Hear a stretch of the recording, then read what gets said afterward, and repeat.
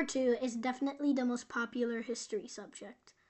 However, holy Southern accent. The people that think they know about it, and I mean the people that aren't actually even close to historians, don't know about it. Like, according to them, World War II is Kurwa, Hitler, and then Hitler dies at the end. No, it's much more than that. And basically, almost every single historian knows that. Like, for example, oversimplified, the most popular history YouTuber on YouTube, surprisingly, a YouTuber, is on YouTube. Oh my god. Anyway, I want to do a similar video, except in a video game style. I don't know, it just came to my mind. And also, man, anyway, if it's the most popular thing, then what else are you supposed to do?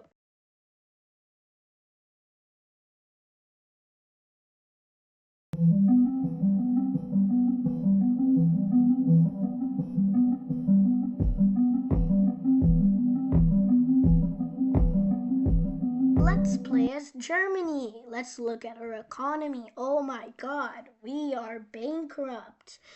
Okay, let's not go too far. Maybe this is just all a big misunderstanding. Maybe a German mark is worth more than it is. So let's just open the stats. It should appear in this corner. Oh my god, that is scary. Now, how did this happen? This is Versailles, where the Treaty of Versailles was made.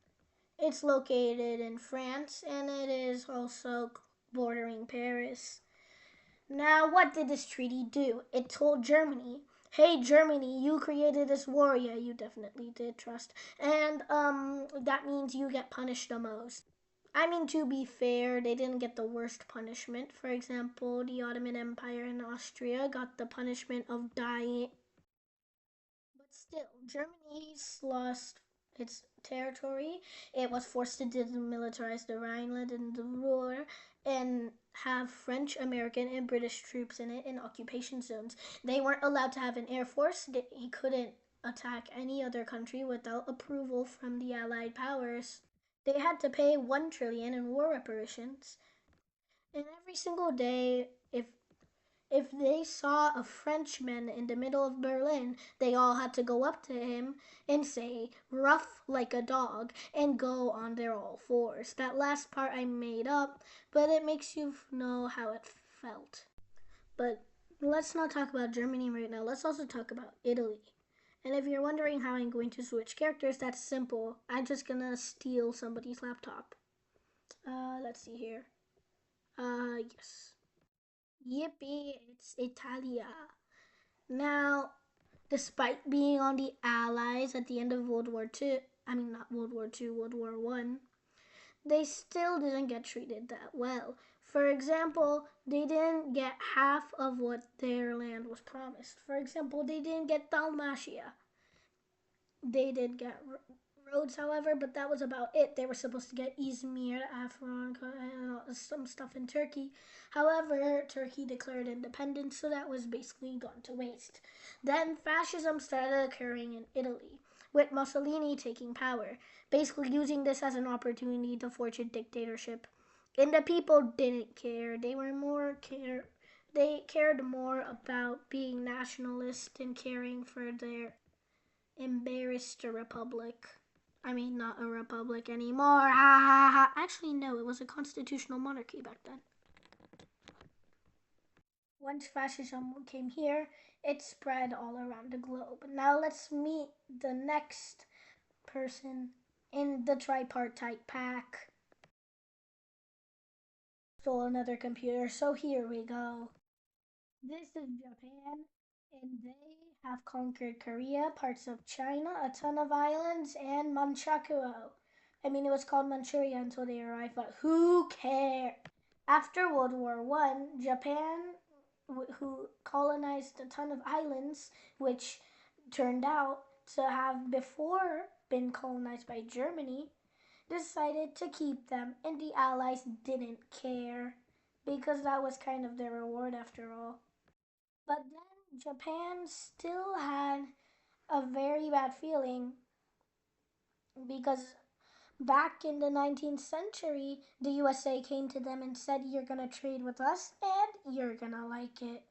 Anyway, when this happened, Japan didn't have any natural resources, so they decided to go invade. So they went to Korea and invaded them, then left, then invaded again, kicked out Russia and actually won, then made a Manchurian puppet state, then conquered more of China, and then continue trying to conquer China while China is in a very disturbing state. Now, what? No, no, this is still not map chart. Anyway, stupid chit chat. Let's actually start. Now, guess what happens to Germany? Well, now it's time, so Hitler arrives.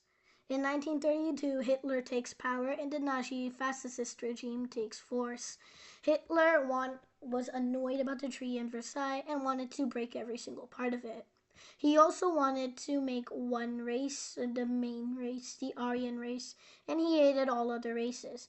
He thought the worst ones were Russians and Jews. So he needed to exterminate them, but more on that later. First, he decided to break the Treaty of Versailles. He built the Luftwaffe and remilitarized the Rhineland. The Allies did absolutely nothing. Next, Hitler needed Lebensraum, or in other words, living space. So he needed almost all of Europe, and for now, he would just invade Austria. And Austria fought valiantly to the death in Bergerland. Actually, just kidding. The Austrians basically welcomed them in. There was literally no fighting. Then Germany wanted more. He wanted the Sudetenland of Czechoslovakia. But before he could invade, the UK, France, Germany, and Italy had a meeting. Surprisingly, they didn't include Czechoslovakia in the meeting. And they decided to give him what he wanted. So yeah, that was kind of easy. And everything was averted. There would never be another world war. And this video is going to end in 3 to 0. He's invading. How cool. To be fair, he didn't invade all of it, but he made a puppet state out of Slovakia. Then what happened next was Germany started getting ready to invade Poland. Now, France and the UK both got mad at this. They warned Hitler that if he dare made a move, then they would declare war. So Hitler framed the idea. He said that Polish people came and raided a German facility. In reality, it was German people dressed as Polish soldiers. They also got the help of the Soviet Union, which was also their mortal enemy, but more on that later. So Germany went through Danzig, and they moved in from all sides. At this time, the Soviet Union also came. This was the start of World War II. Now, the UK and France fought valiantly, but they didn't. They they they just did nothing. Now, nothing was happening for a long time until Germany decided to invade Denmark so that he could get to Norway because there were oil rigs there and he needed oil from Sweden, who was their main oil supplier. However, he needed to get through Norway, and the British kind of mined that. So, to get rid of the mines, he invaded Norway. The Norwegians fought valiantly, but in the end, they were no use. Slowly moved in. Anyway, now that that's done, nothing's ever gonna happen, right? Well, France has the Maginot Line and Alsace-Lorraine. When they saw when they declared war on Germany, contrary to popular belief, they actually started extending the line. However, they left a gap here in the Ardennes, which they refused to do anything with because anybody that would roll tanks through here was incredibly stupid. Oh, look, Germany is rolling tanks through the Ardennes. Despite conquering just Belgium in the First World War, this time he decided to conquer all of them because why not? Then he started invading France. The British made a desperate escape at Vlaanderen, so that they could get their best army back home. However, in the process, they stranded France. And when Paris came, they were defeated, and everybody closed in from all sides. And France had no choice but to surrender. The UK was taught to surrender after this. After all, Germany had defeated their biggest ally in this war. However, the UK actually didn't stop.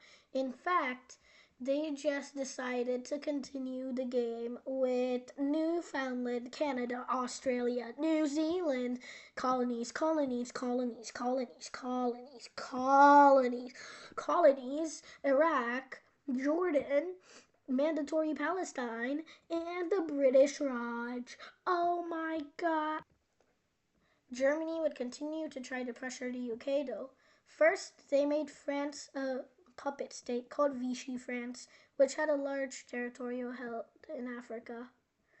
However, the UK countered with Free France, the actual France, and Italy also declared war on the UK, actually creating a great place for World War II. So, in the end, war was kind of getting hard to defeat. However, the end was coming. Oh, yeah, the USSR was also having their own game.